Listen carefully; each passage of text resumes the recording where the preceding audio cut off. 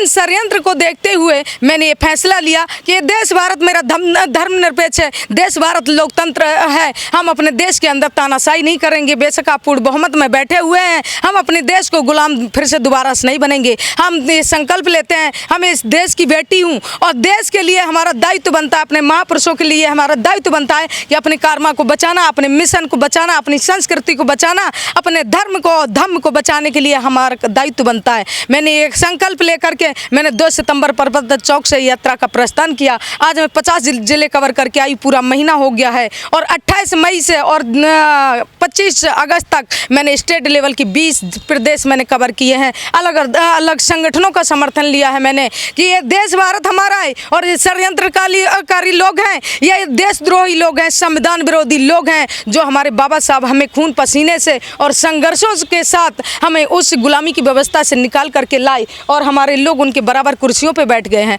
इसलिए उनको वो दर्द हो रहा है, इसलिए संविधान में वो संशोधन कर रहे हैं। शिक्षा को कमज़ोर करके हमें मानसिक गुलाम बना रहे हैं हमारे लोगों को, और हमारे आर्थिक कमज़ोर करके हमारी जो नौकरियां छीन के रिजर्व वो प्राइवेट कर दिए सेक्टरों को, उनको हमारे लोगों को आर्थिक कमज़ोर कर रहे हैं। तो ये सारी चीज़ों को देखते हुए मैंने ये संकल्प लिया है कि मैं 29 अक्टूबर को दिल्ली जंतर मंतर पे धरना प्रदर्शन करेंगे और हमारा जो बाबा साहब की प्रतिमा नहीं लगी संसद भवन में, वो बाबा साहब की प्रतिमा लगाई जाए। अशोक स्तंभ की लाट जो संसद भवन में नहीं लगाई उसको लगाया जाए, क्योंकि अशोक स्तंभ हमारा जो है वो समता, समानता, न्याय और बंधुता का प्रतीक है, जो वहाँ संसद भवन से हटा दिया गया है। और वो जो राजदंड जो हमारे लोगों को दर्शाता है कि आपने गुलामी में कदम रख दिया है, उसको या हटाया जाए या फिर अशोक स्तंभ की लाट हटाई जाए। नहीं, अगर नहीं लगाई उन्होंने अशोक स्तंभ की लाट और बाबा साहब की प्रतिमा, तो हमारा आंदोलन जारी रहेगा। हम 29 अक्टूबर को भी समापन नहीं करेंगे, हमारा धरना जारी रहेगा। लेकिन कल्पना जी ये बताइए, 10 लाख संगठन बताए जाते हैं SC ST के पूरे देश में, इसके अलावा 100 दलित सांसद हैं, हजारों विधायक हैं, इस काम के लिए वो आगे क्यों नहीं आ रहे हैं जो आपको उठना पड़ा है? देखिए ये भाई मैं भी देख रही थी, क्योंकि मैं ना तो राजनीति में हूँ, ना हमारा किसी कोई संगठन या ना किसी कोई पार्टी से हमारा कोई मतलब था। ठीक है, मैं तो अपना सामाजिक अपना कारोबार कर रही थी, उसका क्या नाम है, कपड़े वगैरह था, छोटा मोटा जो भी कर रही थी, देख रही थी। जब मैंने यही चीज़ें देखी कि हमारे नेता लोग बिक चुके हैं और जो दुश्मन के पल्लू में बैठ गए हैं जा करके, और हमारी अपनी ही कलम से हमारे बहुजन समाज के ऊपर जो कोई भी बिल पास होता है तो किसके द्वारा होता है? जब तक हमारे MP MLA के साइन नहीं होते क्या बिल पास हो जाएगा?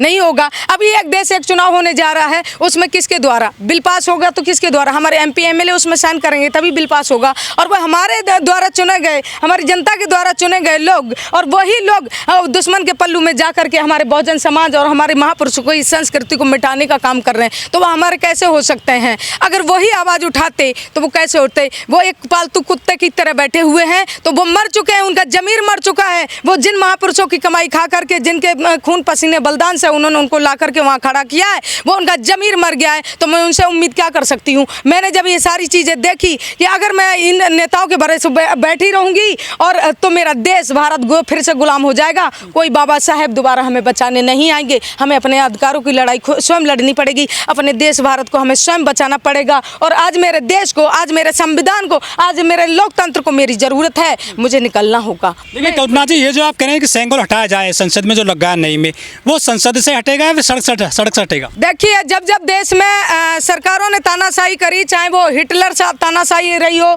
चाहे अंग्रेजों ने तानाशाही रही हो, और 1947 से पहले हमारे देश में कोई लोकतंत्र तो नहीं था, राजतंत्र था।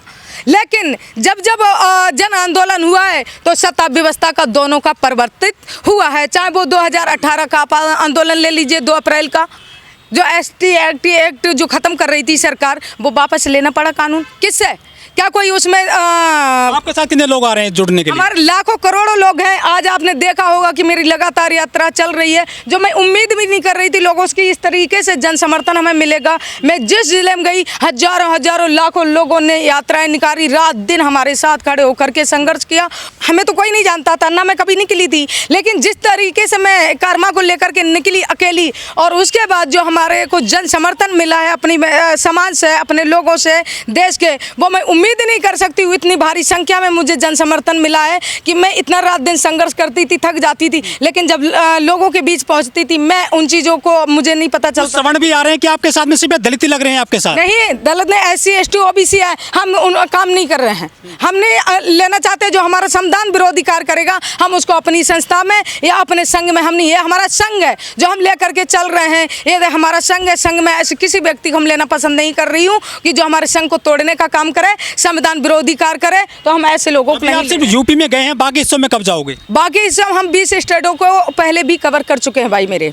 हम यूपी का तो हमने लास्ट में लिया है, 2 सितंबर से लिया है। अभी हमारी 29 अक्टूबर तक की यात्रा जारी है। अभी तो हमारे 20 जिले अभी बकाए हैं जो दिल्ली के आसपास के हैं। आज हमने गाजियाबाद की धरती पर प्रवेश किया है हमारी यात्रा ने। अभी 20 जिले हैं जो हम आसपास के अभी कवर करेंगे। रिस्पॉन्स मिल रहा है जनता से? इतना बेहतरीन रिस्पॉन्स मिल रहा था जो मैं कह नहीं रही हूँ कि मुझे उम्मीद भी नहीं थी कि मुझे इतना जन समर्थन मिलेगा। यही लोगों की हालत खराब हो रही है जो राष्ट्रीय दल के नेता हैं, संगठन के लोग हैं, कि इतने तादाद में लोग इस हमारी यात्रा के साथ जुड़े जो मुझे उम्मीद भी नहीं थी।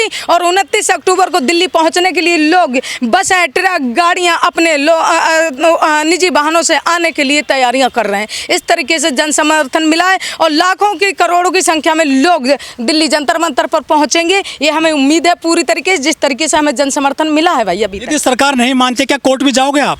कोर्ट भी जाएंगे और हमारा आंदोलन भी जारी रहेगा। हमारा आंदोलन ये रुकेगा नहीं। हम जब तक सरकार को सत्ता और व्यवस्था से बाहर नहीं कर देंगे तब तक हमारा आंदोलन जारी रहेगा। हम संविधान विरोधी कार्य नहीं करने देंगे। संविधान विरोधी और देश विरोधी कार्य करेगी। अगर सरकार इस तरीके से करेगी तो हम जान ले भी सकते हैं, जान दे भी सकते हैं, लेकिन हम अपने देश भारत को गुलाम नहीं बनने देंगे। हम बार बार चेतावनी दे रहे हैं सरकार को, हम ईंट से ईंट बजा देंगे, चाहे मुझे भगत सिंह बनना पड़े, चाहे फूलन देवी बनना पड़े, मैं पीछे नहीं हटूंगी इसके लिए। हम ऑन कैमरा कह रहे हैं, सुन ले मोदी, आप ध्यान से मेरी बात को। जो संसद भवन के अंदर सिंगोल की स्थापना कर दी गई, एक तो उसको लेकर के, और जो संविधान में संशोधन कर रही है सरकार समय समय पर, तो उसको लेकर के हमने ये यात्रा निकाली थी लखनऊ से 2 सितंबर पर पत्तन चौक से। आज हमारा 50वां दिन है जो कि मैं गाजियाबाद की धरती पर आज हमारी यात्रा पहुंची है। तो हमारे वकील एडवोकेट जो टीम है वो सभी लोग समर्थन में यात्रा के आ रहे हैं, तो इसलिए सभी साथी हमारे टीम का स्वागत करने के लिए आज उपस्थित हुए हैं। और मैं आज गाजियाबाद की धरती पर पहुंची हूं, तो मैं सभी अपने साथियों का, भाइयों का आभार व्यक्त करती हूं जो मेरी यात्रा का स्वागत कर रहे हैं और सम्मान दे रहे हैं और समर्थन दे रहे हैं। मैं बहुत बहुत आभार व्यक्त करूंगी कि ये सरकार जिस तरीके से तानाशाही हमारे देश में कर रही है और हमारे अधिकारों को ख़त्म करने का काम कर रही है, षड्यंत्र तरीके से हमारे देश के साथ सरकार ने एक हिंदू राष्ट्र की जो स्थापना हमारे संसद भवन के अंदर कर दी, वो मैंने जब देखा कि हमारे एक देश, हमारा जो संविधान से चलता है, हमारा देश एक जो लोकतंत्र है और देश हमारा जो धर्मनिरपेक्ष है, वहाँ एक प्रधानमंत्री के द्वारा वो भी षड्यंत्र तरीके से उस लोकतंत्र के मंदिर के अंदर हिंदू राष्ट्र की स्थापना कर दी जाती है। मैं ऑफिस में अपने बैठी हुई थी दिल्ली में, तो मैं यही सारी चीज़ें 28 मई को देख रही। जब मैंने देखा कि मेरा देश भारत आज गुलाम हो गया, जो मेरे महापुरुषों की खून पसीने की नींव पर टिका मेरा भारत देश, आज इन तानाशाही लोगों ने हमारे भारत देश को गुलाम बना दिया। हमारे महापुरुषों की विचारधारा, मेरी संस्कृति को इन्होंने ख़त्म करने का काम किया, क्योंकि हमारी जो अशोक के स्तंभ की लाट थी वो संसद भवन में नहीं लगाई गई और वहाँ पर जो राजदंड का सिंगोल है वो वहाँ स्थापित कर दिया है। उन्होंने ये दर्शा दिया है कि सुन लो शूद्रो, देख लो शूद्रो, हमने तुम्हें राजतंत्र में तुमने प्रवेश कर गए हो और तुम 85 की बात करने वाली, तुमने कुछ भी नहीं कर पाया। वहीं बाबा साहब की प्रतिमा नहीं लगाई गई, नई संसद भवन बनाई। क्यों भाई? हमारे बाबा साहब हमारे संविधान रचयिता हैं, देश के संविधान के निर्माता हैं, और उन मसीहा, उन बाबा साहब की हमारी प्रतिमा संसद भवन के अंदर नहीं। क्यों? ये षड्यंत्र नहीं क्या है?